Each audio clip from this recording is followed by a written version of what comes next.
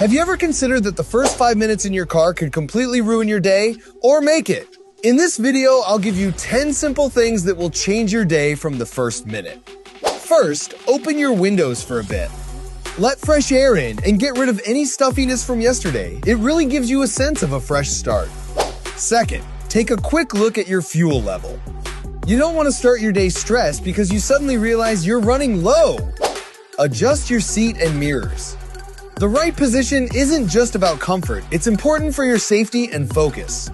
Play something that lifts your mood. Calm music, a podcast, or anything you enjoy, choose something that fills you with positive energy. Check your dashboard. Any warning lights? Don't ignore them. A minute now is better than a big problem later. Shot of tidying up the car. Take a moment to clean up your car. A coffee cup, tissues, or any clutter, a clean space means a calmer mind. Set your route before you go. Use navigation and avoid traffic. Start smart. Have a small drink. Water or coffee?